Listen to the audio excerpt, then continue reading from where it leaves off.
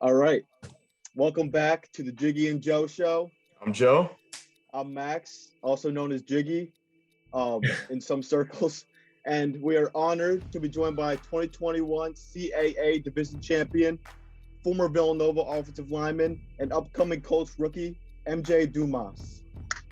Good. How y'all doing? Did I pronounce that right? I got the last name right? Yeah. Okay, good. Thank God.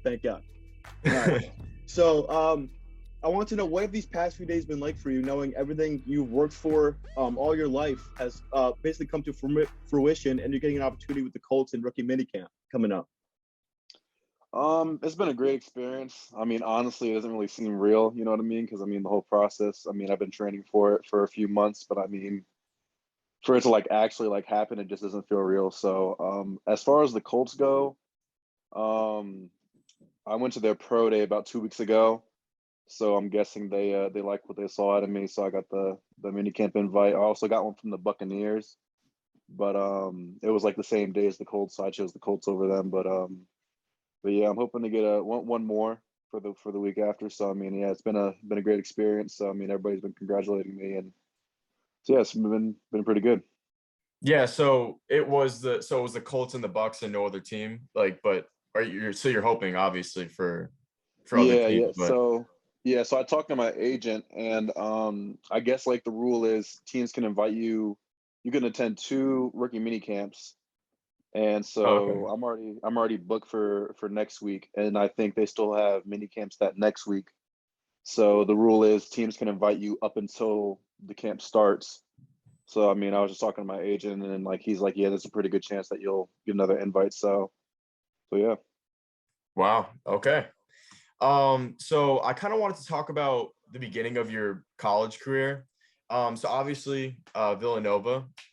So I want to know what made you choose Villanova, and what were the other schools that you were looking at the time? Um.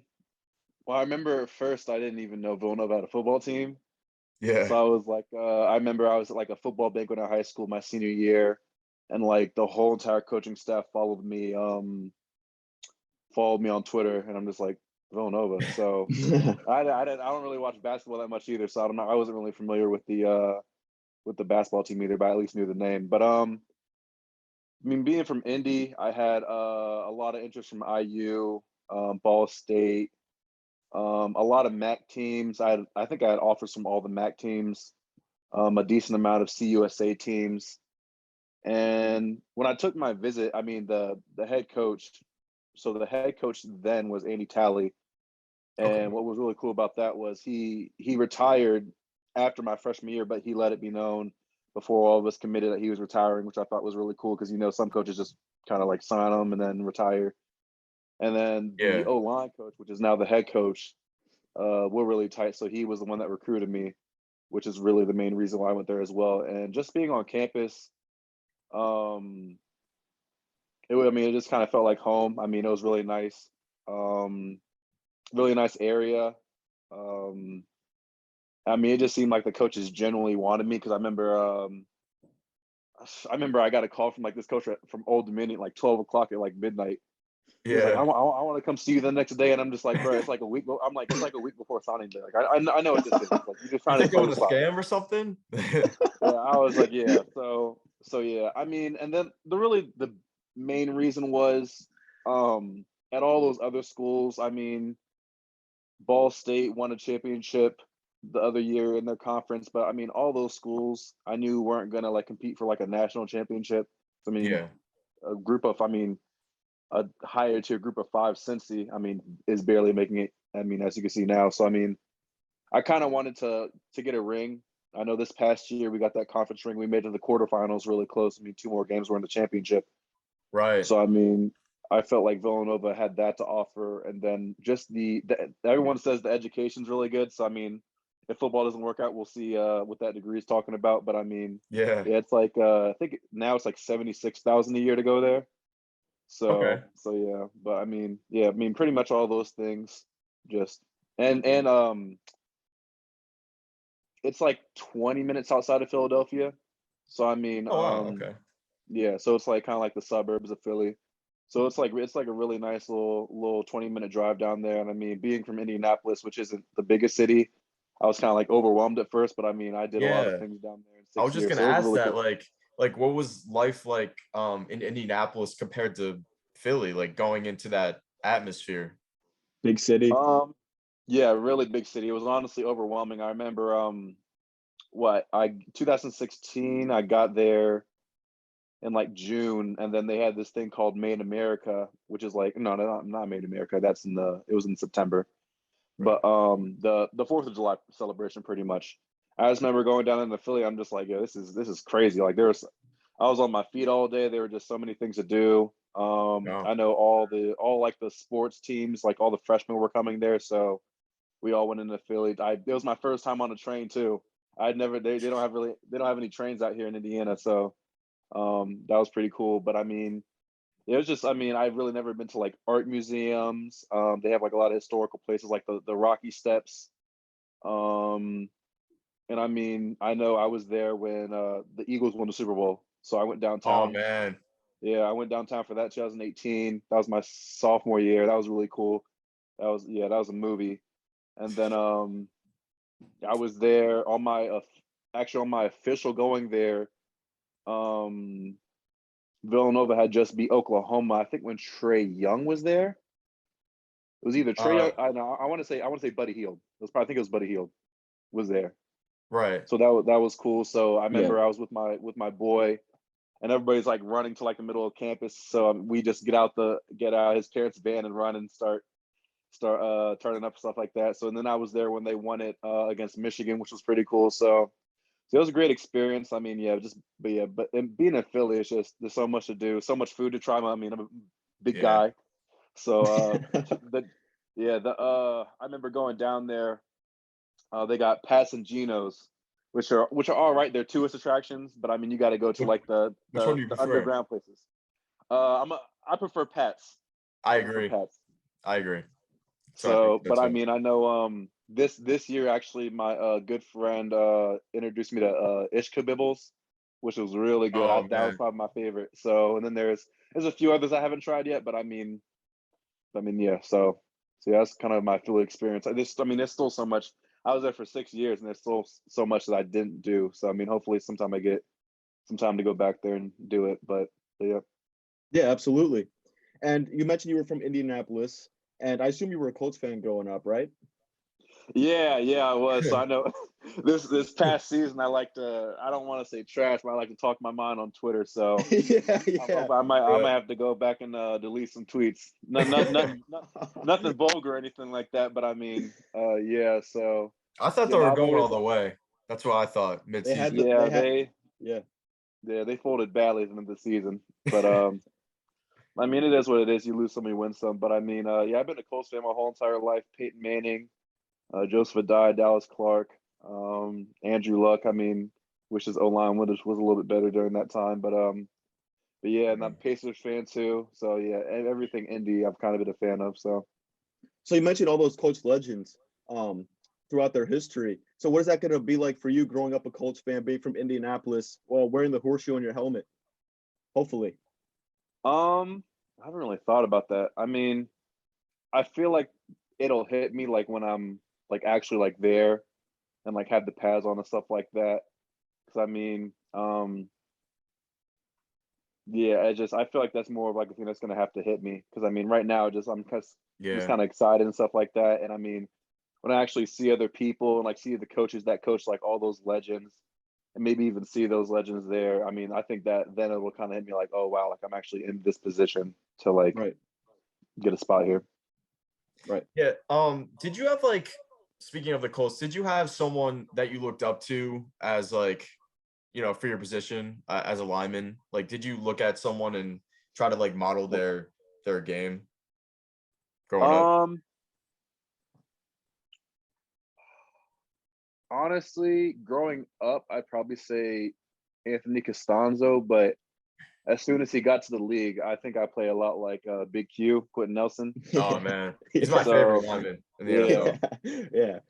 so I remember I started my junior year 2018, and then the summer of 2019, I really started like watching film on him to kind of like critique my craft on like how he played and stuff like that. But I mean, if you like go watch my highlight tape, it's full of pancakes. So I mean, I try to get after it just like him. So Yeah, I was just about to mention your highlight tape because I actually watched it, and every clip, every reel that was in that tape was you finishing on top of a big boy, like yeah. right on top of him every time you finished. Like you had one guy 15 yards behind the play, and that was awesome. Like I love linemen like that. I love watching offensive line play like that. It honestly reminded me of Q.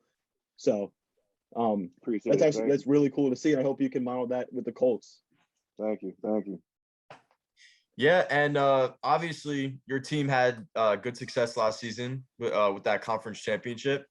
I want to know, what did it mean to you to win the championship and go out on top?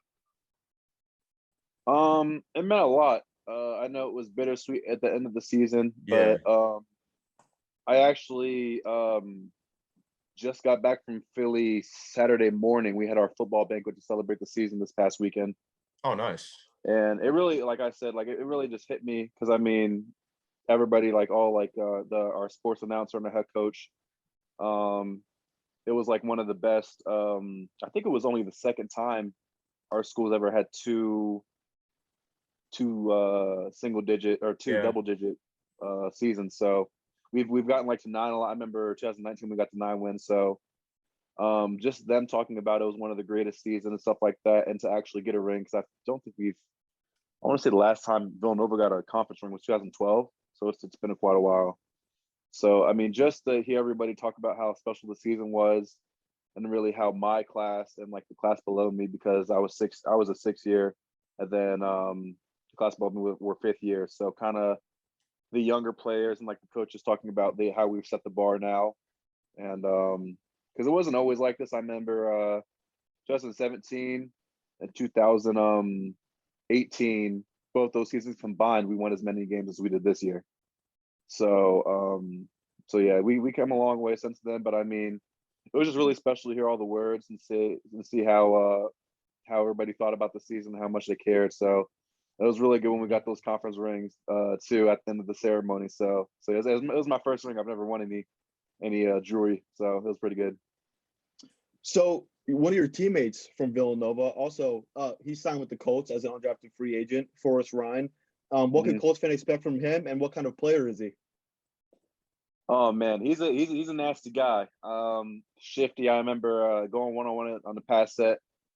You really just got to watch his sternum because he likes to kind of shake and then do a bunch of like arm swimmers and stuff like that. So you really got to anchor down. And I mean, on defense, he's just everywhere on the field. Like, I mean, I think he had like 140 something tackles last season. So he's just a ball hawk. I mean, he likes to get after it. Even though he's younger than me, I like the conditioning wise and like work ethic wise. I mean, he's always getting after it. I mean, last summer it'd be like 104 degrees, and I would go outside and do some lineman steps, and he'd be outside like running with chains and stuff like that. So I mean, he's really like he eats, sleeps, and breathes like football. So I mean, I really like to look up to him as much as like a work ethic and stuff like that. So I mean, yeah, he's definitely gonna thrive for the Colts. And actually my other boy Ryan, I was training out in it's called Test Football in New Jersey, and he was there maybe for like the last 2.5-3 weeks. So we became pretty close. So he just signed with the Colts as well. So he plays tackle. So I mean, I'm gonna know a few guys up there. And my coach actually just told me the other day, the special teams coordinator and the director of player personnel they played at Villanova back in the day. So yeah, he told them about about why they invited me to camp. They like what they saw at the pro day a few weeks ago. So I mean, yeah, I'm gonna have some connections, and I mean, hopefully I can impress. So I mean, it's gonna be good getting catch up with Force and stuff like that. Show him the city a little bit. So I know he probably hasn't been to the Midwest. So so you know, he's a dog, and I guess you could say like kind of like gets to the ball like Darius Leonard, you could say. I'm hoping Darius Leonard takes him under his wing because I know he's gonna perfect his craft and just get after it. So it must be easier going into a new city, or not a new city, must be easier going into a new team, a professional football team, with former teammates that you knew Yeah. and friends. Yeah. Most definitely. Yes. I mean, I know I called him the other day. He was ready to get after it and stuff like that. So I know, I mean, whether he gets down at all, I'll pick him up, or whether I get down during camp, he'll pick me up. So And lastly, what do you want NFL fans or Colts fans to know about you, and what kind of player you want to be in person, you want to be in the community? I mean, the type of person I am is not like I am on the field at all. I mean, I guess you call Yeah. me a gentle giant. I mean, I'm really like humble and stuff like that. I don't really like to brag. When something like good happens to me, I might say something here and there, but I usually keep it to myself. Not really like gloating, I guess you could say. But I mean, as for on the field, I mean, I'm gonna work my hardest, try to perfect my craft, get in the playbook, learn the plays as fast as I can. Whatever the coaches need me to do, I'll do it 100%. Yeah. Joe, you Oh. have any last questions? I just want to thank you for being here. This is a big honor, and I hope you have success in your future. Appreciate it. Thank you for having me. It means a lot. Yeah, best of luck in rookie minicamp, wherever you end up. We're rooting for you over here, and hopefully we can have you course. on again soon. Yes, sir. Absolutely. Sounds good. Just hit me up if you need anything. Yes, sir. And this was the Jiggy and Joe Show with MJ Dumas. And thank you for watching. Thank you. Subscribe, follow us on Instagram at the Jiggy and Joe Show. Follow MJ Dumas on Twitter, and listen to his Colts rants. Thank you for the time. I really appreciate it. Thank you. It was an honor to meet you again, and good luck. Good luck in camp. Likewise. Thank you. Thank you for having me. Thank you.